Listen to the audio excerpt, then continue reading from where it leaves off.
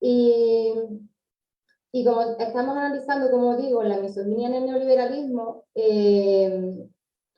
estamos asistiendo últimamente a una condena o sea, cómo se condenan los delitos de odio cuando se trata hacia ciertos colectivos. Y nos preguntamos qué pasa con la misoginia, con ese desprecio y ese odio hacia las mujeres.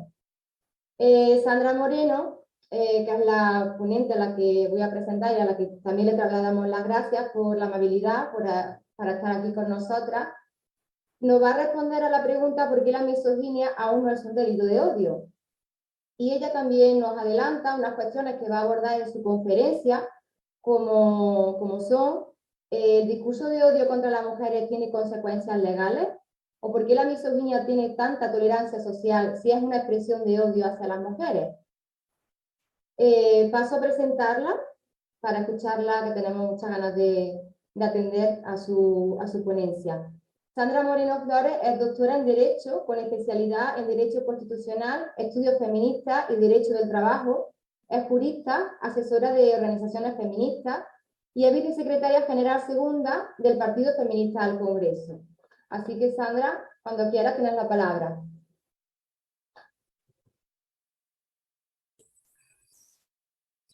Hola, buenos días, ¿qué tal? Es un placer estar aquí. Muchísimas gracias a las organizadoras, a Jessica en particular, que ha sido la que me ha invitado. Bien, ya entrando en materia sobre la pregunta de la ponencia, ¿por qué la misoginia es un delito de odio? Es porque desconocemos que es un delito de odio. En efecto, lo es. El Código Penal español establece las conductas de delito de odio por razón de sexo, entre otras más. Y están tipificadas y sancionadas de dos formas. Primero, en el artículo 22.4a reconoce como una circunstancia de agravación punitiva, es decir, una circunstancia que permite la agravación de la pena cuando existe una condena, el odio hacia las mujeres. Pero también hay una norma autónoma, que es un delito bastante cuestionable porque se ha deformado muchísimo y se está convirtiendo en un elemento que amenaza la misma democracia, ¿no? Después hablaremos de ello, que es el delito del artículo 510 del Código Penal. En este se contempla al sexo como una categoría jurídica protegida frente a los llamados delitos de odio. Entonces, si las leyes penales protegen del delito de odio a las mujeres, que somos quienes conformamos el grupo humano que por su sexo es vulnerable y necesita protección de las leyes, ¿por qué se suele pensar que el odio hacia las mujeres es una conducta irrelevante jurídica y socialmente que no tiene o no debe tener consecuencias penales, me refiero? ¿Habéis oído a alguien que se le haya multado, se le haya condenado penalmente por misoginia? Y misóginos conocemos todas y sabemos que están por doquier. En efecto, sí existe. La condena por misoginia existe y hay jurisprudencia al respecto. Que yo sepa, una sentencia del Tribunal Supremo. Pero hay muy pocas sentencias. Y esto lo abordaremos más adelante. Porque antes de entrar en materia sobre la misoginia, creo que debemos explicar qué es la misoginia. Todas sabemos que la misoginia es el odio hacia las mujeres. Pero, ¿en España hay misoginia? Vamos a analizar las cifras y situémonos en el contexto del país en el que vivimos, que es un país desarrollado, que vivimos en tiempos de paz, que tiene un nivel alto o relativamente alto de desarrollo y de bienestar. Pues en España, las mujeres, para ponernos en contexto, una de cada dos mujeres ha sufrido algún tipo de violencia machista.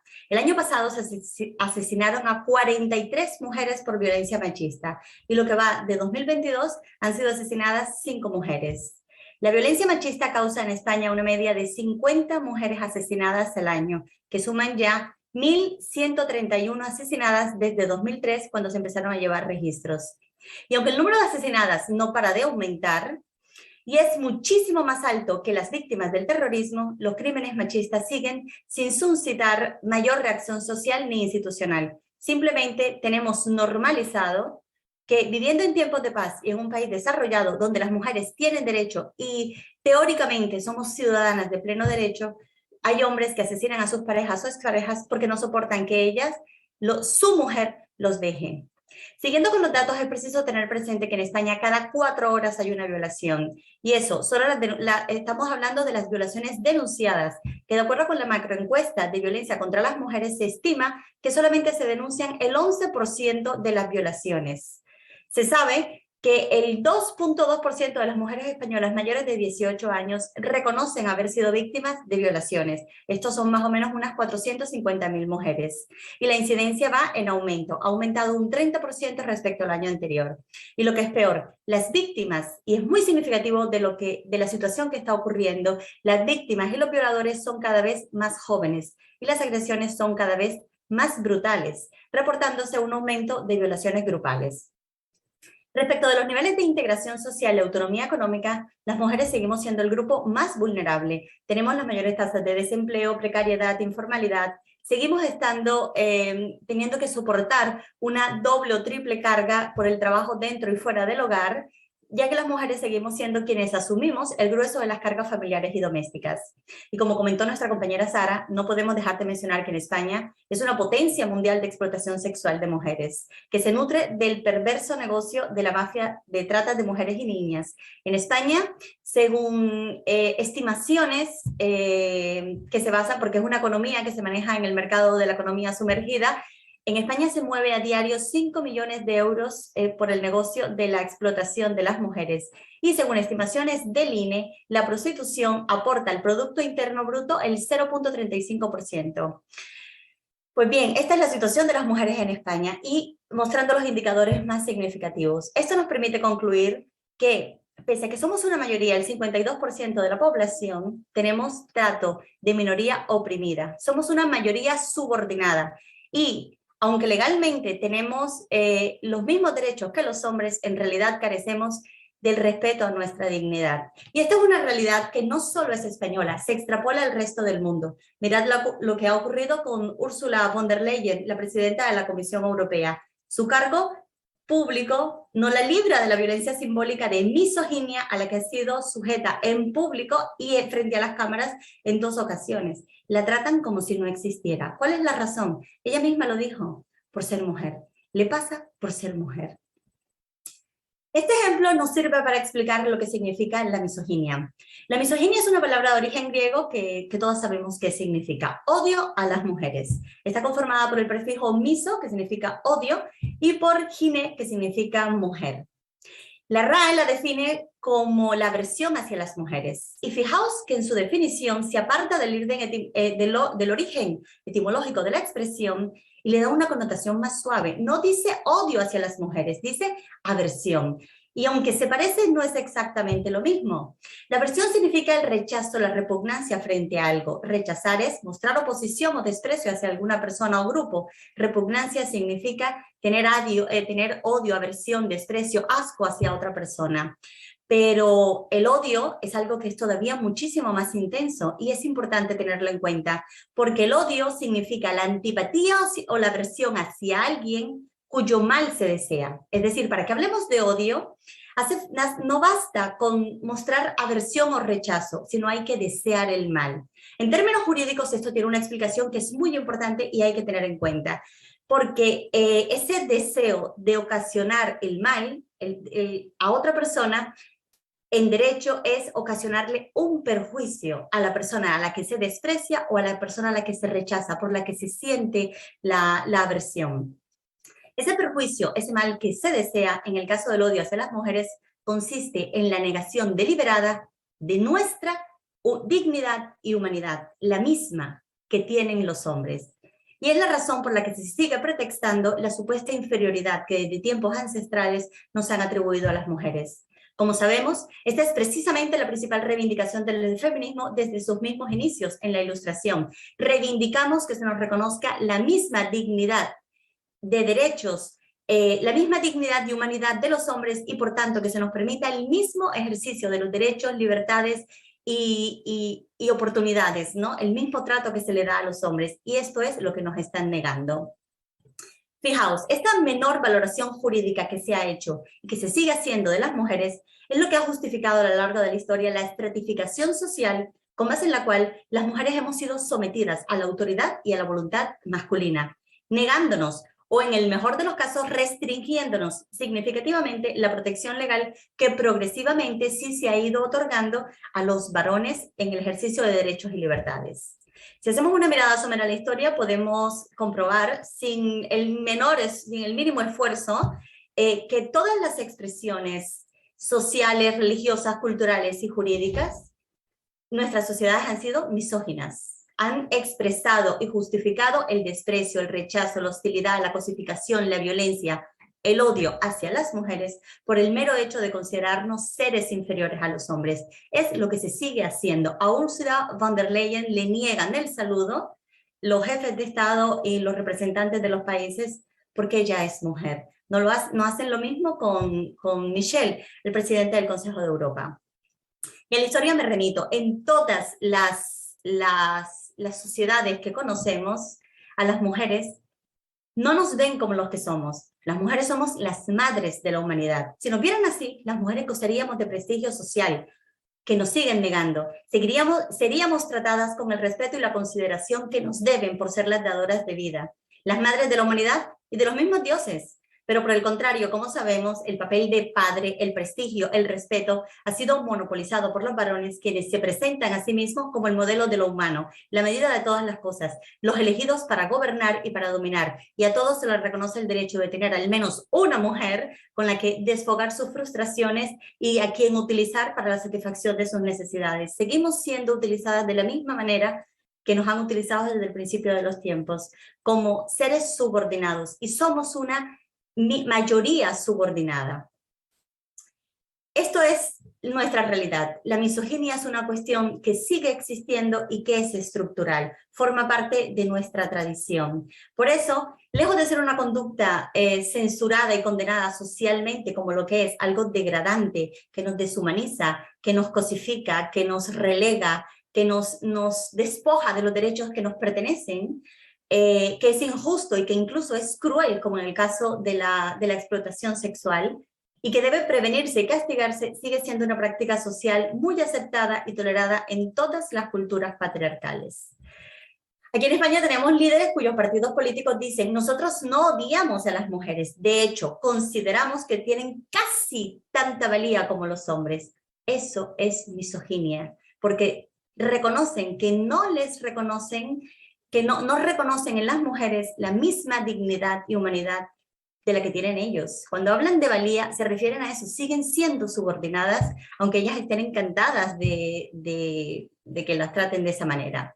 Pues bien, partiendo de la base de que vivimos en un país y en una sociedad, en un mundo que sigue siendo misógino, ¿la misoginia es un delito de odio? Sí lo es. Y lo es porque el sexo está reconocido en el Código Penal como una categoría jurídica protegida frente a esta clase de delitos. Ahora bien, tenemos que preguntarnos qué son los delitos de odio, cuál es el bien jurídico protegido en los mismos. Los delitos de odio son una modalidad delictiva que surgió en España hace poco más de una década, con el objetivo de proteger de forma especial a los grupos humanos vulnerables frente a los actos y los discursos que pudieran suponer fomento, incitación, ya sea directa o indirectamente, al odio, la hostilidad, la discriminación, la violencia contra dicho grupo o contra las personas pertenecientes a este grupo social. Entre ellos se encuentran las discriminaciones o el odio por razón de sexo. Como las mujeres somos la mayoría, somos una mayoría subordinada, y esto hace que nos traten como si fuéramos una minoría oprimida, es decir, nos sitúa en el mismo contexto, en el mismo espacio de las minorías excluidas, oprimidas, despojadas de derechos, preteridas, ¿no? Socialmente. Y además del sexo, se reconocen también los delitos de odio, que además fue lo que dio lugar al surgimiento de esta clase de delitos, la protección frente a las minorías o respecto de las minorías étnicas, nacionales, religiosas y otras circunstancias personales reconocidas en la ley. Pues bien, nosotros nos vamos a centrar en la que nos interesa específicamente, que es los delitos de odio por razón de sexo. Bien, cuando hablamos de delito de odio, hablamos de conductas punibles que están basadas en las actuaciones, es decir, en hechos o en opiniones que son prejuiciosas, que parten de ideas preconcebidas que hacen, que suscitan en las personas intolerancia, rechazo hacia los que estimamos que son diferentes o que merecen ser tratados de forma peor. Pero además de que esas actuaciones y opiniones sean prejuiciosas, que sean perjudiciales, es decir, no es simplemente rechazarlo porque sí, sino que detrás de ese trato peyorativo haya o de ese trato peor haya un perjuicio efectivo, ¿no?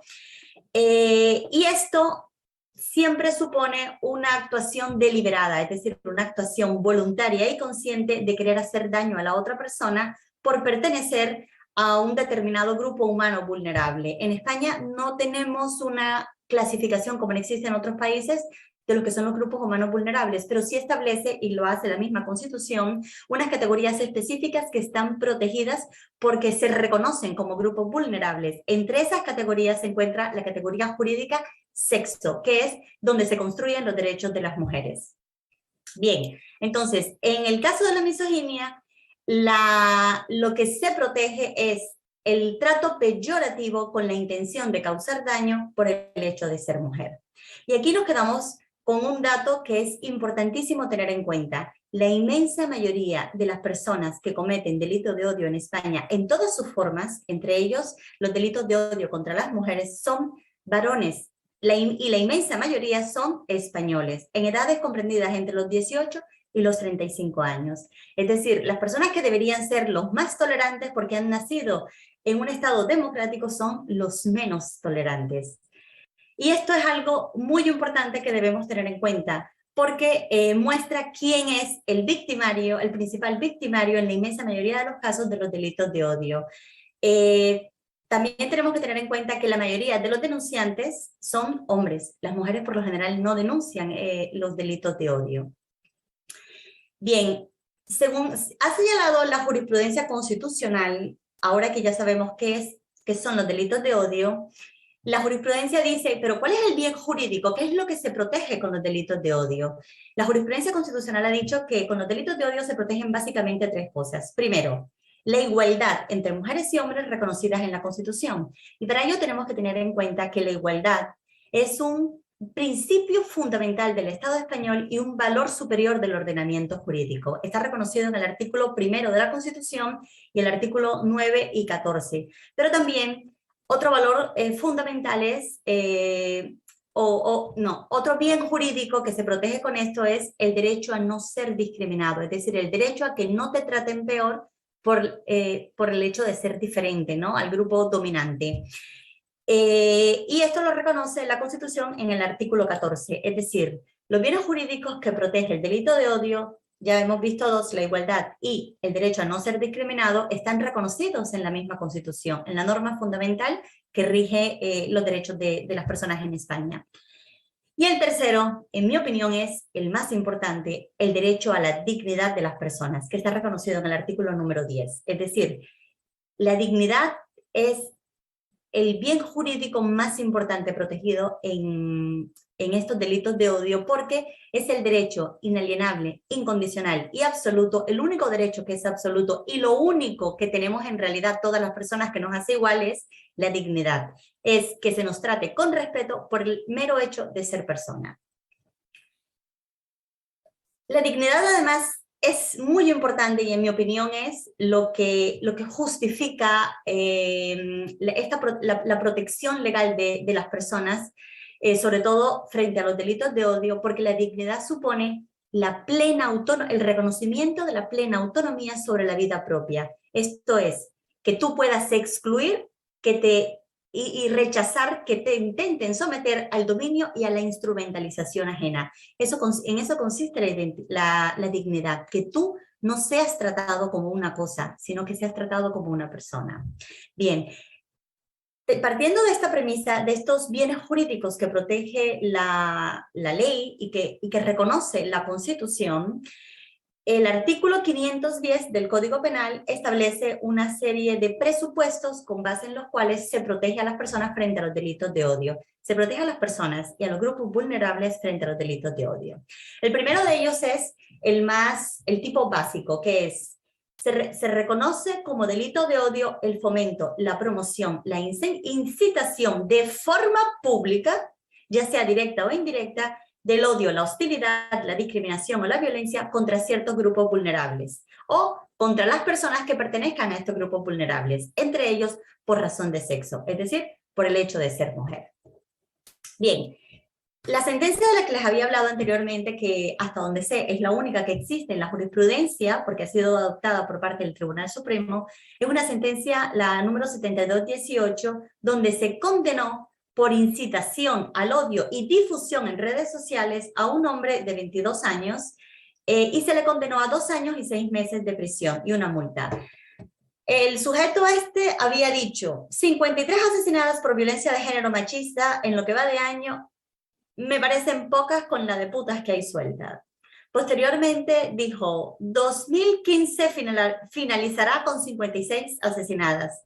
No es una buena marca, pero se hizo lo que se pudo. A ver si en el 2016 doblamos estas cifras. Gracias. Después dijo, mencionó a una víctima de la violencia machista, cuyo cuerpo no ha aparecido, que dice, Beatriz era feminista, por decir un nombre, ¿no? Beatriz era feminista y se tiró al río porque las mujeres se mojan por la igualdad. Entre otras barbaridades, no voy a seguir citando más porque se merecía que lo hubieran condenado. El Tribunal Supremo confirmó una sentencia previa y le puso una sanción incluso mayor porque además lo había hecho en un medio de difusión pública que es Twitter, la red social del odio. Y el Tribunal Constitucional dijo que estos mensajes fomentaban el odio hacia las mujeres y por tanto lo hacían merecedor de la sanción penal. Hasta donde me consta es la única sentencia que existe sobre misoginia. Sin embargo, como veremos posteriormente, los jueces que deberían estar obligados a seguir este criterio por parte del Tribunal Constitucional no siempre lo hacen. Bien, por otra parte, en el apartado tercero se señala, y esta fue la norma que se aplicó para aumentar la pena cuando llegó al Tribunal Supremo, es que las penas previstas en estos apartados se aumentarán cuando las sanciones cuando los delitos se hubieran cometido en un medio de comunicación social, como por ejemplo Internet. ¿Por qué? Porque hace que el delito de odio sea accesible al mayor número de personas y suscite el odio en las otras personas contra esta con la que se está, a la que se está atacando, ¿no? Bien. Otro ejemplo de misoginia, que creo que es un caso que todos conocemos, que se parece mucho al de este hombre y que creo que sigue en los tribunales, es uno que supimos hace poco, donde cierto youtuber profirió en las redes sociales graves ataques contra una influencer feminista que en ese momento estaba en avanzado estado de embarazo. Este hombre, que es conocido por negar la violencia machista y por insultar a las feministas, dijo, te tenían que escupir la cara de imbécil que tienes. Esta pobre tiene que ser una puta infeliz en su vida. Puta retrasada de mierda, frustrada y amargada. Si yo tuviera esa cara estaría mordiendo una cortina. Estos insultos execrables por parte de este individuo muestran un indiscutible desprecio y hostilidad hacia esa famosa feminista. Y además porque lo hizo en un medio de difusión masiva como creo que son los canales de YouTube. YouTube, y además él tiene más de 1,5 millones de seguidores. Posteriormente borró el mensaje y pidió disculpas diciendo que era que no sabía que ella estaba embarazada y a punto de parir, ¿no? Pero el tipo, la conducta ya se ha perfeccionado. Ya se ha configurado el delito de odio. Esperemos que los tribunales se pronuncien al respecto y tengan en cuenta la jurisprudencia del Tribunal Supremo. Bien. En la ley española, además de este caso, que es el tipo básico de incitación a la violencia en forma pública o el fomento de la violencia, también se considera delito de odio la producción, elaboración y posesión con la finalidad de distribuir o facilitar a terceras personas el acceso de material incitador de forma directa o indirecta al odio, la hostilidad, la discriminación o la violencia contra las mujeres. Un ejemplo de lo que sería la configuración de este tipo penal lo tenemos en la venta online de camisetas, sudaderas y demás merchandising antifeminista con los lemas Stop Feminazis, Kill the TERF, Fuck the TERF, y estos que mandan mensajes que no solamente son misóginos, que muestran odio y desprecio a las mujeres, sino que se utilizan como un grito de guerra para atacar a las mujeres. para mostrar un odio y una animadversión que además de hacerlo en forma de linchamiento, ¿no? Linchamiento público, ya sea un linchamiento real o un linchamiento como hasta ahora vemos en las redes sociales, que no es menos importante. Esta producción y venta de material misógino que incita a la violencia contra las mujeres feministas es una manifestación de delito de odio, está prohibida y tendría que ser castigada, pero no es así. Si os metéis en cualquiera de estas tiendas y buscáis camisetas Stop Feminazi, camisetas Kill the TERF o esta clase de cosas, la podéis encontrar sin ningún problema, y hay algunas políticas que se presentan al Parlamento con una camiseta tratando con desprecio a las mujeres que defendemos los derechos de las mujeres. Bien, además de esto también se reconoce en el apartado segundo del mismo artículo que se entiende por delito de odio las conductas que lesionen la dignidad de las personas mediante acciones que entrañen humillación, menosprecio, descrédito de las personas o los grupos vulnerables a los que se refiere el artículo 510 de la Constitución. En mi opinión, dos ejemplos muy claros de esta conducta, es decir, del delito de odio por lesionar la dignidad de las personas vulnerables, sería en este caso, hay dos ejemplos muy significativos que podemos ver. Por una parte, la negación de la violencia machista. En España hay un partido político de extrema derecha y hay algunos influencers de ideología machista cuyos discursos despreciativos y negacionistas de esta cruda realidad ha favorecido que entre los más jóvenes cale la idea de la misoginia, es decir, la misoginia como una ideología, el odio hacia las mujeres como parte de esa ideología. Según las últimas encuestas en España, 1 de cada 5 varones, es decir, el 20% de los jóvenes, piensa que la violencia machista es un invento ideológico de las feministas. Pese a que actualmente se cobran en promedio 50 mujeres que son asesinadas por sus parejas o exparejas todos los años. Y cada vez son más jóvenes los que piensan que, el problema de la violencia contra las mujeres es una cuestión menor, e incluso hay algunos que consideran que prácticamente es inevitable que existan algún nivel de violencia en la relación de pareja. Solamente el 50% de los jóvenes en España piensan que este es un problema grave. Y cada vez se reduce aún más la percepción del riesgo, de lo lesivo que resulta para las mujeres y para la misma sociedad el que los hombres sean violentos contra las mujeres, sobre todo cuando la violencia es física y se llega a concretar, ¿no? Por fortuna, las mujeres las chicas jóvenes cada vez son más conscientes de esta situación y esto permite, facilita, ¿no?, que puedan tomar medidas. El caso es que los jóvenes españoles son más machistas y más misóginos que sus padres y puede que hasta sus abuelos, pues están creciendo en la pseudocultura de la pornografía, donde las mujeres son exhibidas como cosas penetrables, que disfrutan, que gozan con la violencia física, sexual y psicológica que se muestra en estos contenidos degradantes, a los que empiezan a aficionarse desde los 8 años.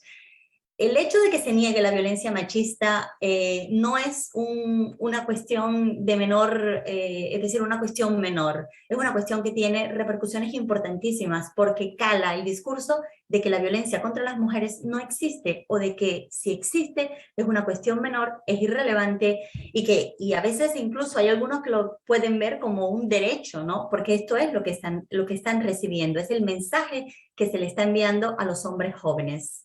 Otro buen ejemplo de esta forma del tipo penal, de la expresión del tipo penal donde se considera delito de odio lesionar la dignidad de las mujeres por acciones que entrañen humillación, menosprecio o descrédito, lo podemos encontrar, en mi opinión, la actual situación en la que nos encontramos las mujeres con las leyes de identidad de género, donde se pretende sustituir la palabra mujer y las referidas a nuestra realidad biológica como madre, maternidad, etc., para denominarnos con expresiones deshumanizantes, degradantes y despreciativas que está imponiendo el neolenguaje queer. Sin duda, esto constituye una lesión de la dignidad de las mujeres al negarnos nuestro nombre, mujer o madre, para llamarnos de formas degradantes como cis, gestantes, menstruantes, con cervix, con vaginas, todo menos mujer.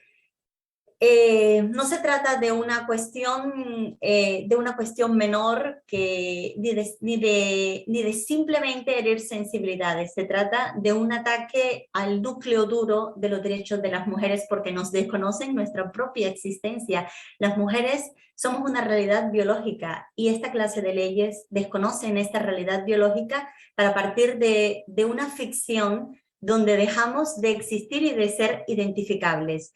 Nos diluimos como está sucediendo ahora con la manifestación del 8 de marzo, nos diluimos en el colectivo de la diversidad. Y las mujeres somos diversas entre nosotras porque somos diferentes, como lo son los hombres, pero las mujeres somos el grupo humano mayoritario, somos el 52% de la población. No nos pueden seguir tratando como una minoría subordinada y ahora incluso una minoría inexistente, ¿no? Una minoría disuelta en el gran colectivo de la diversidad donde todo cabe. Pues bien, el hecho de que traten de forzarnos a ceder nuestro nombre y que con estas leyes pretendan imponernos, forzarnos a abdicar de nuestros derechos más básicos, los derechos de las mujeres que se basan en el sexo, e incluso que pretendan despojarnos hasta de nuestro nombre de mujer, esto es una lesión gravísima de nuestra dignidad, porque nos humillan, nos desprecian, nos deshumanizan. Según la descripción de este tipo penal, tanto en el tipo básico como el tipo, digamos, atenuado, se configura el delito de odio. El llamarnos cis, gestantes, menstruantes, en mi manera de ver, es una expresión de delito de odio, porque lo que muestra es el desprecio que nos tienen por considerarnos inferiores, ya no solo a los hombres, sino el llamarnos cis, nos consideran lo otro de lo trans, y esto supone el negar nuestra realidad. Bien. En el Código Penal también se reconoce otra figura u otra manifestación como se puede expresar el delito de odio, y es a través del enaltecimiento o la justificación por cualquier medio de expresión pública o de difusión de delitos que hubieran sido cometidos por una persona o un grupo vulnerable, entre ellas por razón de sexo.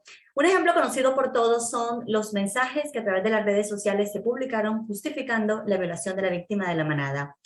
Según trascendió a la opinión pública, hubo hombres que justificaron y hasta alabaron a los violadores de los Sanfermines y difundieron los vídeos de la violación e incluso los datos de la víctima, a la que además se cuestionó y se injurió de diversas formas, negando que lo que había sucedido había sido una violación. A mi manera de ver esto, no solamente pueden ser injurias y ser otros delitos. Esto era además un delito de odio, lo que sucedió con los que filtraron estas informaciones y las colgaron en las redes, ¿no?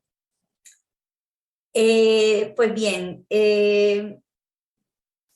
partiendo de estas premisas de lo que establece el artículo 510 del Código Penal, parece que resulta evidente que en España la misoginia es un delito de odio reconocido y castigado expresamente por las leyes. Y así lo había dicho el Tribunal Supremo en la sentencia esta que mencioné anteriormente, cuando dijo: el elemento nuclear del hecho delictivo consiste en la expresión de epítetos, calificativos o expresiones que contienen un mensaje de odio y que se transmite de forma genérica. Y esto es lo que se debe castigar: realizar una conducta que provoca directa o indirectamente sentimientos de odio, violencia o de discriminación.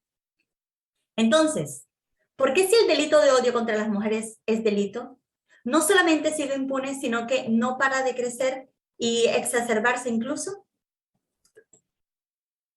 Pese a que la jurisprudencia que hemos citado tiene efectos vinculantes en lo que se refiere a la interpretación y aplicación del derecho en esta materia, lo cierto es que los delitos de odio cometidos contra las mujeres no suele ser aplicado por las autoridades judiciales.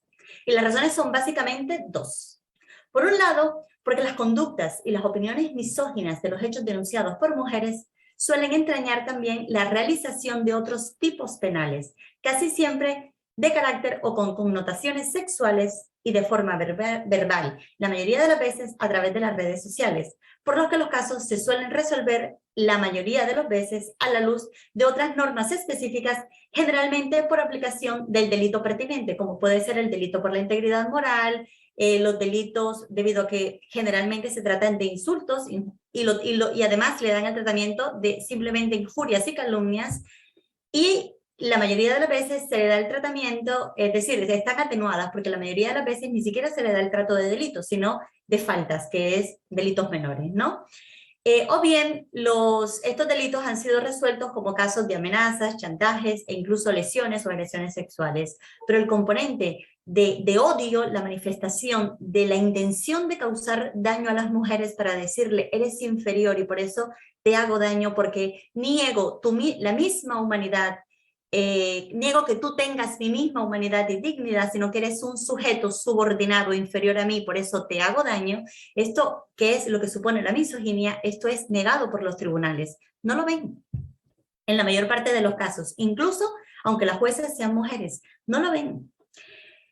Y además, lo que es peor, no son raras las absoluciones a hombres que han vejado, acosado, insultado a las mujeres, porque los jueces han considerado que estas vejaciones, tratos humillantes, son faltas de respeto, pero no revisten el reproche penal suficiente. Más o menos con estas sentencias los jueces vienen a decir, si te dicen puta, no es para tanto, es normal, ¿no? Y de hecho algún juez lo ha dicho, decirle zorra a la esposa no es no es una manifestación de delito de odio, no es una injuria, está justificado, le da cierta justificación dentro del contexto del conflicto que tenía la pareja, ¿no? Bien, y esta es precisamente la segunda razón por la cual no se sigue el criterio que debía seguirse sentado por parte del Tribunal Supremo en la jurisprudencia que anteriormente señalamos, porque la misoginia es una forma de violencia estructural. Es una forma de violencia generalizada y además que está normalizada por parte de la sociedad, tanto por parte de los hombres que la ejercen como por parte de las mujeres que la reciben. Es normal, no genera escándalo porque las mujeres están acostumbradas a que a la mínima nos digan puta y esto no tenga ninguna repercusión ni ninguna consecuencia. Y porque además está perpetrada esta clase de violencia contra las integrantes del grupo humano mayoritario. Somos una mayoría, somos mayoría que los hombres, somos el 52% de la población, pero tenemos trato de minoría oprimida. Y porque precisamente por esta razón, al ser una minoría subordinada, y además al ser la minoría tradicionalmente subordinada por la que no se suele tener mayor empatía, la sociedad no suele reaccionar frente a esta clase de delitos. Fijaos lo que sucede cada vez que matan, cada vez que hay un crimen de violencia machista. Nada, no pasa nada. Ya a la gente ni le perturba, ni le molesta. Ya la noticia o no la ponen en los informativos o la ponen dentro de 2 noticias de ha subido el precio de la canvas y de la gasolina y cosas así, ¿no? O se ha desconvocado tal acto. Es algo que parece que fuera irrelevante para el resto de la gente. A casi nadie le importa. Lo que para otros colectivos minoritarios se calificaría como conductas o discursos de odios inaceptables y que resultan y que suscitan el rechazo social y la acción de las autoridades y de la justicia, cuando se trata de mujeres se considera que no lo es, que no es para tanto. Recordemos que en España la inmensa mayoría de los delitos de odio lo cometen los hombres y generalmente lo cometen contra otros hombres pertenecientes a las minorías discriminadas. Es decir, los delitos de odio se les da relevancia en los casos donde existe condena porque la persona violentada por delito de odio es otro hombre. Además de que porque la inmensa mayoría de las mujeres que sufren delitos de odio no lo denuncian. ¿Por qué? Porque es decir, ¿para qué me voy a meter en esto si no voy a conseguir nada? Sigue siendo una cuestión que para los jueces no se le da la relevancia debida y ni están respetando las leyes, ni tampoco están respetando la jurisprudencia del Tribunal Supremo. Esto pone de manifiesto la conclusión que nos deja el análisis de esta situación, que pese a que existe en España el delito de odio, de misoginia, no se suele aplicar por los jueces, ni tampoco por las autoridades policiales que investigan esto, ni por la sociedad que lo cuestiona, porque hasta para la valoración de los delitos de odio, las mujeres seguimos siendo invisibles y sujetos de importancia relativa y subordinada. Y mucho más para la justicia, porque la justicia, que es uno de los órganos fundamentales del Estado, sigue teniendo un marcado sesgo androcéntrico. Ya vimos la justicia y quienes participan de las cuestiones jurídicas. Fijaos lo que sucedió con el decano del Colegio de Abogados de Madrid, que dijo que la justicia no debe ser ni machista ni feminista. No, la justicia, si la justicia fuera justicia, la justicia tuviera que ser feminista. ¿Por qué? Porque la Constitución de España reconoce el feminismo. ¿Dónde lo reconoce? Pues al decir que las mujeres y los hombres tenemos la misma dignidad y la misma humanidad, y por tanto deberíamos tener los mismos derechos, libertades y las mismas responsabilidades y oportunidades que los hombres. Eso es el feminismo. Pues no tienen ni idea de lo que es el feminismo y por eso dice que la justicia no debe ser machista. Falta la aplicación de las leyes. Esto es uno de los mandatos que tenemos tanto en la ley de violencia de género como en la ley de igualdad. ¿Y por qué no se aplica? Porque no hay voluntad política para hacerlo. Y esto es muy preocupante porque precisamente si se llegan a aprobar las leyes de identidad de género que ya se están aprobando con la ley del deporte, con la ley de la infancia, con la ley de asuntos sociales y ahora con la ley de la mal llamada ley trans, se desmonta la categoría jurídica sexo. Y si se desmonta la categoría jurídica sexo, todas las leyes que nos reconocen una protección especial, una protección específica, se vienen abajo, porque el soporte que la sustenta y que además está reconocida en la misma Constitución, se perdería. Y este es el gran problema que tienen las leyes de identidad de género. Y por tanto, esta es la razón por la que no se pueden aprobar, porque son inconstitucionales. Es por esta razón que hemos mencionado, todas estas razones que hemos mencionado, que más que nunca necesitamos el feminismo. Necesitamos que las feministas lleguen al Congreso y a todos los órganos donde se toman las decisiones políticas, las decisiones relevantes, para que se escuche la voz y se represente el voto de las mujeres. Constituimos el 52% de la población. En términos de representación política, esto significa que somos la mayoría absoluta, pero nos siguen tratando como una mayoría subordinada. Y es hora que dejemos de permitirlo. Es hora que de verdad nos empoderemos y nos demos cuenta que lo único que nos hace iguales a todas las personas son dos cosas. Primero, la dignidad. Y segundo, el derecho al voto, porque el voto mío vale exactamente igual que el mismo del resto de la gente. Fuera de eso, son los dos únicos momentos en los que de verdad los seres humanos somos iguales. Y es hora de que tomemos conciencia de ello para ejercer nuestros derechos, para que exijamos lo que nos pertenece por ser ciudadanas de pleno derecho. Muchísimas gracias por vuestra atención. Muchas gracias, Sandra, por esta magnífica exposición.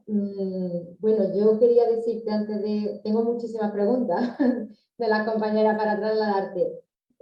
Bueno, ya puesto sobre la mesa lo perjudicial, lo nefasto que sería esta mal llamada ley trans para las mujeres, porque como ya has dicho también, el sexo está reconocido en el Código Penal como una categoría jurídica y Alicia Millares ya no ha conceptualizado esta nueva misoginia que consiste en convertir el sexo en una categoría irrelevante, que es toda esta estructura que se está armando, toda esta maquinaria que estamos viendo de convertir, de hacer el sexo una categoría relevante. No significa nada confundirlo con el género para que sea más efectivo ese discurso que desde las instituciones nos están trasladando para aprobar estas leyes que nos afectarían directamente. Bueno, ya está afectando a la infancia y sobre todo a los derechos de las mujeres. Tú has mencionado varios aspectos y hay muchísimos ámbitos en los que sería tremendo, ¿no?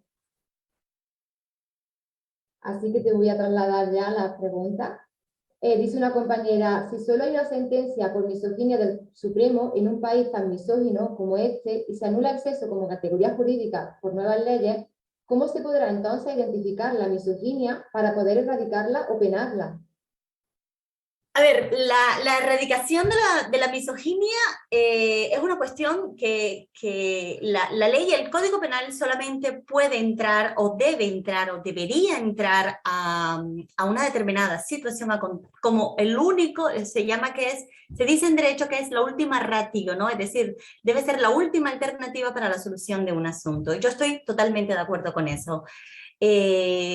la clave aquí está en la educación, en la coeducación. Si os fijáis, la inmensa mayoría de las personas más intolerantes que hay en España es la gente joven, los que nacieron en un Estado democrático. La generación más mimada de la historia son los más intolerantes. Y esto es el fracaso de la generación que construyó el Estado democrático español actual. Y es una vergüenza que sea así. Creo que el Código Penal debe actuar solamente como la última alternativa. Sin embargo, tiene que estar allí, ¿no? Para poder poner límites, sobre todo en los casos más graves, como son los feminicidios, como es la explotación sexual, como es los ataques a las mujeres que defendemos los derechos de las mujeres. Es decir, es que hasta nos quieren negar el que tengamos un propio movimiento de defensa de las mujeres y que nos signifiquemos en ejercicio de lo que nos corresponde. No todas las mujeres son feministas, de hecho creo que la mayoría de las mujeres no son feministas, y debería sernos porque es lo que nos conviene. Resultaría impensable que las personas afectadas por su pertenencia a un determinado grupo humano discriminado, oprimido, marginado, ninguneado, despreciado, como es el caso de las mujeres, no se sientan ofendidos por el trato que nos dan. Yo creo que el que nosotras no reprochemos a quienes nos tratan mal, a quienes pero no por el maltrato en sí, sino cuando el maltrato tiene una significación jurídica relevante, como es el caso de la demostración de odio y desprecio.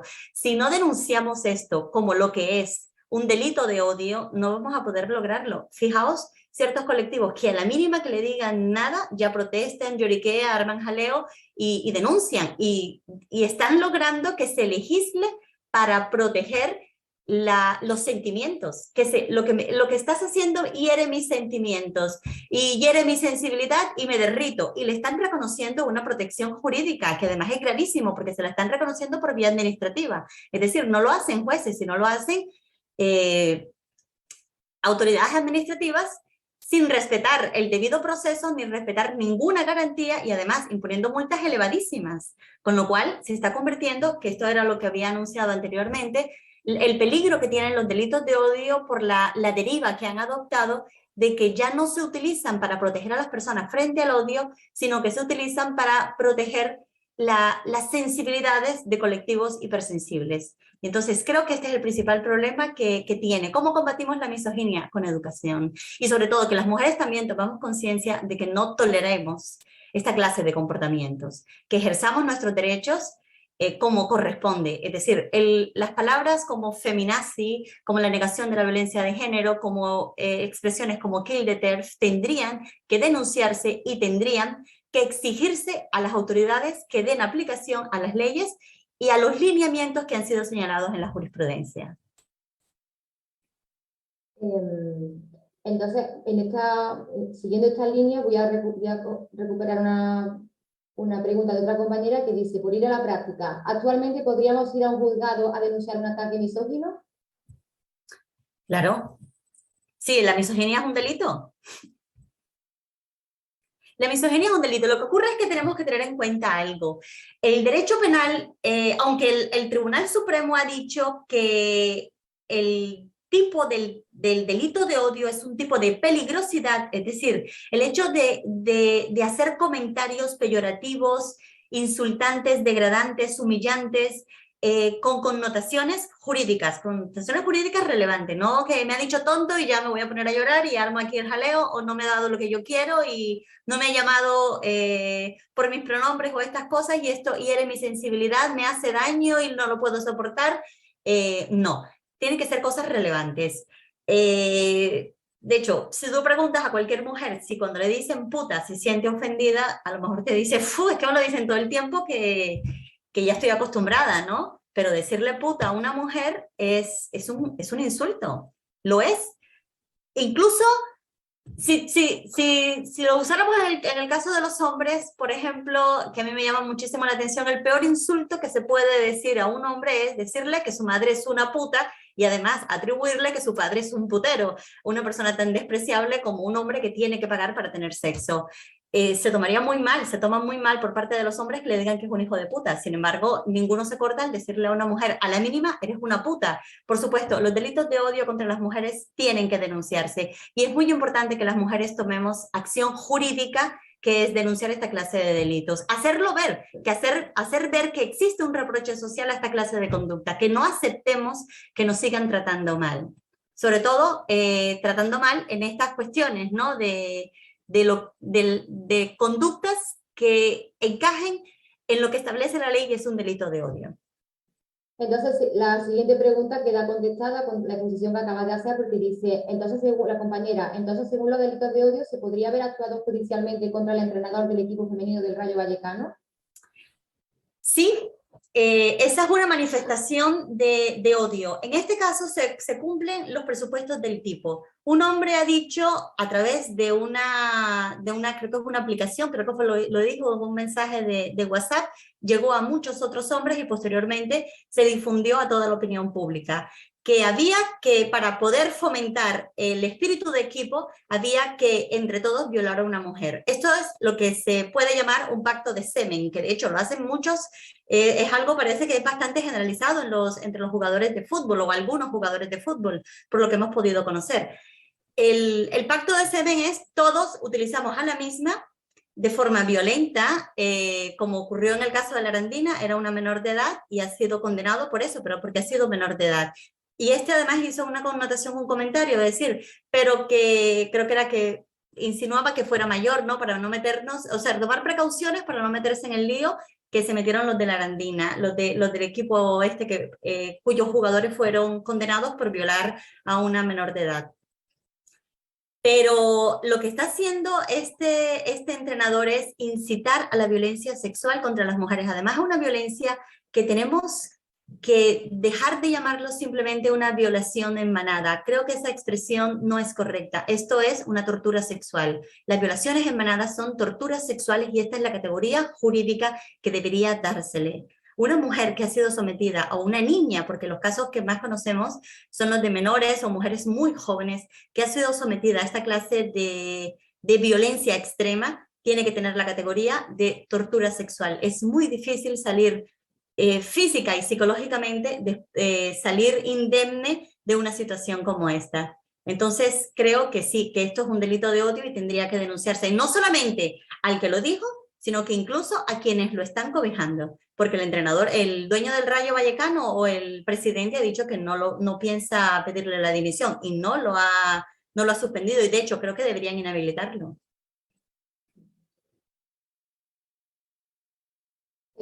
Otra pregunta, ¿no es claro delito de misoginia anular a la mujer como sujeto político propio e independiente dentro de las reivindicaciones a una ciudadanía plena? ¿No es una mordaza social misógina que pretenden legalizar?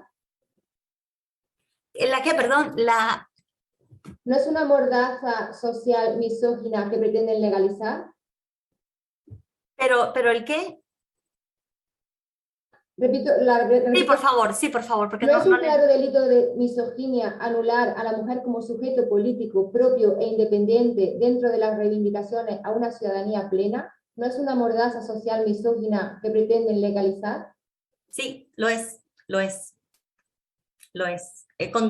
Además, con todas sus consecuencias. Es decir, el borrado de mujeres, que es lo que se está produciendo con estas leyes, donde, por ejemplo, hay países que incluso que han aprobado estas leyes, han suspendido o han sancionado a los políticos, a las políticas en este caso, que han firmado la Declaración Internacional de los Derechos de las Mujeres, porque consideran que esto va en contra porque consideran que es un delito de transfobia, pero no es transfobia, esto es misoginia, es un delito de odio contra las mujeres que además nos pretenden impedir que ejerzamos nuestros propios derechos. No solamente es una mordaza, es que es el exterminio jurídico y simbólico de las mujeres como grupo social. Es gravísimo lo que está sucediendo y la verdad es que es inaceptable que no reaccionemos de la manera como que exigen las circunstancias, y es tomar acción política, no permitir que esto siga avanzando. Hacemos poco para lo que está sucediendo. Y tenemos mecanismos, ¿eh? Los mecanismos están en las leyes lo reconocen, las leyes nos protegen. Necesitamos las mujeres, esto sí es el empoderamiento, el que seamos conscientes de la necesidad de defender nuestros derechos porque estamos pidiendo lo que nos corresponde como ciudadanas de pleno derecho. Y creo que es algo que le falta a las mujeres porque es propio de la socialización que tenemos. Nos condicionan a seguir siendo la minoría subordinada, la minoría preterida en derechos y que tengamos que aceptarlo. Otras compañeras también trasladan que tu discurso es claro y persistente, enhorabuena, eres magnífica. Otra compañera, eres magnífica explicando. Y otra pregunta, ¿cómo desactivar el porno legalmente, jurídicamente?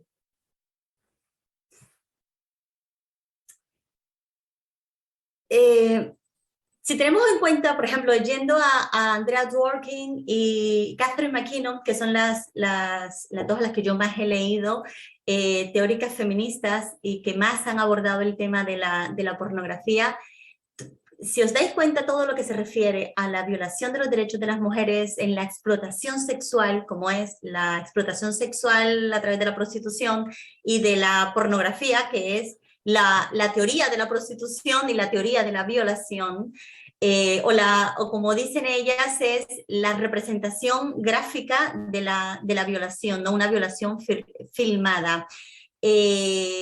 Siempre que se habla de la abolición de estas formas de explotación de las mujeres, que son formas de esclavitud, y aquí vuelvo con lo que había hablado anteriormente de la dignidad. Lo que nos hace humanos es el que nosotras podamos tomar, las personas podamos tomar nuestras decisiones sin convertirnos en instrumento ajeno. Con la explotación sexual, ya sea a través de la pornografía o de la prostitución, las mujeres no somos seres humanos, somos cosas, y además cosas sexuadas. Somos orificios a los que penetrar. Cuando se defiende la pornografía, fundamentalmente, que es la pregunta que estás trasladándome, cuando se defiende la pornografía siempre se ha dicho que es una manifestación de la libertad de expresión, de mujeres que se prestan, que son actrices, que están actuando, que están fingiendo. Sí, son fotogramas que se van montando, pero ellas están siendo penetradas, pero ellas están siendo escupidas, violentadas, agredidas, golpeadas y tratadas de la manera degradante como se trata en la pornografía. Esto no es actuación, esto es una realidad. Y no es libertad de expresión. ¿Por qué? Porque la expresión, para que haya libertad de expresión, la manera como se manifiesta esa expresión tiene que ser legítima, tiene que tener además un objetivo legítimo. ¿Cuál es la legitimidad que tiene el ver a mujeres siendo penetradas de la forma violenta, como suele suceder en la pornografía? ¿Cuál es la legitimidad? ¿El derecho de los hombres de usar a las mujeres como cosas y penetrarla en todos los orificios existentes? No es legítimo. Entonces, no puede decirse que esto forma parte de la libertad de expresión, porque ni ellas son libres para hacerlo, porque generalmente hay coacciones que se ejercen sobre las mujeres, que ocurre lo mismo que ya ha explicado Sara con la prostitución, la fragilidad de las mujeres y además el empujarlo, que además detrás de las mujeres que son explotadas sexualmente, tanto en la prostitución como en la pornografía, siempre hay hombres que suelen ser sus parejas las que la empujan a esa situación. Esto no es libertad de expresión. El que pidamos la abolición de la pornografía tiene que ser una exigencia legítima y razonable. No existe el derecho de los hombres a ver cómo otros hombres están violentando a las mujeres para el disfrute propio, es decir, el disfrute de los hombres. Creo que no tiene encaje en un Estado de derecho que pretenda ser democrático, porque la democracia consiste en la participación de todos quienes la integramos, la participación activa de las decisiones políticas. Y para que pueda haber una verdadera democracia, tiene que ser una democracia feminista. De hecho, ese es el feminismo, el perfeccionamiento de la democracia. Y como feministas, como personas que pretenden el reconocimiento de la igual dignidad y humanidad de mujeres y hombres, la misma para los dos, no podemos consentir que a las mujeres se les siga tratando de esta manera, se les siga explotando gráficamente a través de la prostitución. No es libertad de expresión. violencia sexual. Voy a hacer una última pregunta ya para cortar.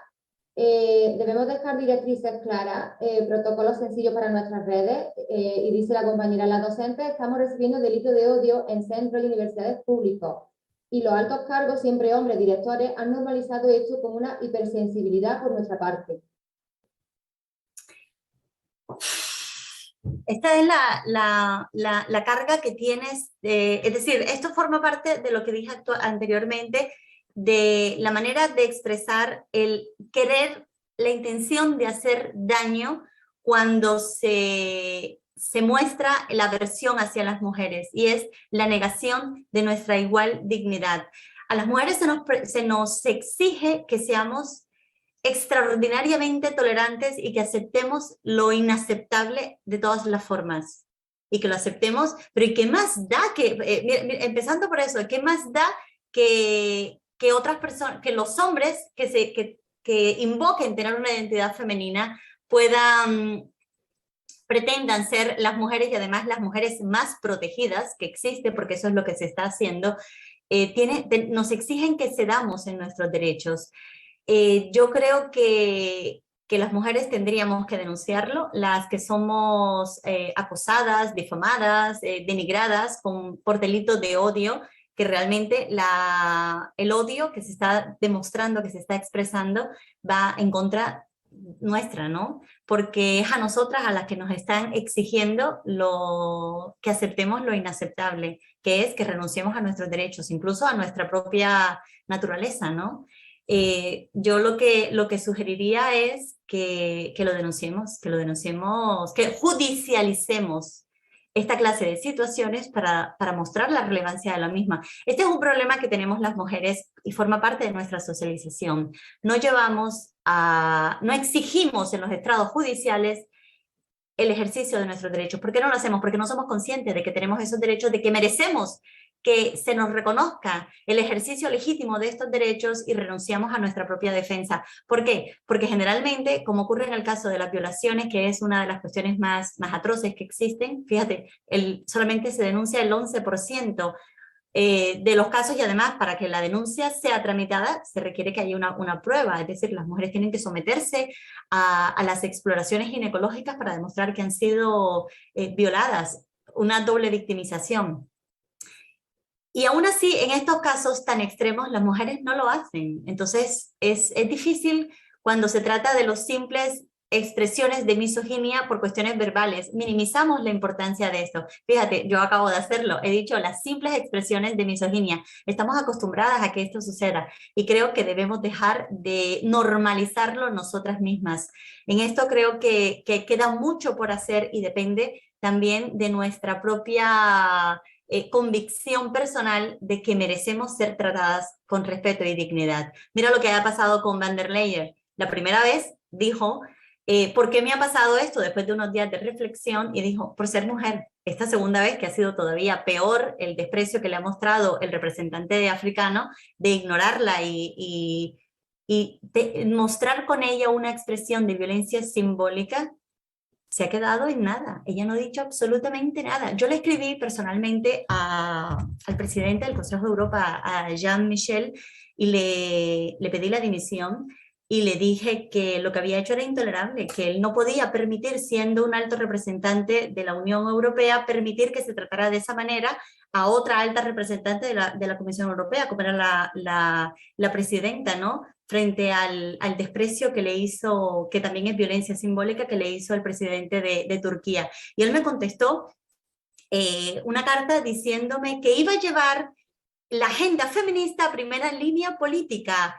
Voy a volver a escribirle a ver si me vuelve a contestar, porque, y además también esta vez le voy a escribir a ella a ver si se pone las pilas para empezar a ejercer, y ella poner ejemplo de que las mujeres tenemos que ejercer nuestros derechos, y las que tienen voz, como es el caso de la presidenta de la Comisión Europea, deben utilizar su voz y su poder para protegernos a todas, y no lo están haciendo. Las mujeres que están en el poder se están prestando el juego, traicionando nuestros propios derechos. Muchas gracias, Sandra, por esta magnífica exposición y Gracias a aclaración vosotras. de conceptos. Gracias a la de Glory también por su relato y su ponencia. Y bueno, gracias a a la comisión nosotras conversamos, la plataforma nosotras decidimos, y a todas las que habéis estado con nosotras acompañándonos esta mañana y ayer también en la ponencia presencial que tuvimos sobre la pornografía. Así que nada más, cortamos aquí y nos vemos en las calles el 8 de marzo reivindicando la agenda feminista, que como no puede ser de otra manera, es abolicionista. Así que un abrazo a todas.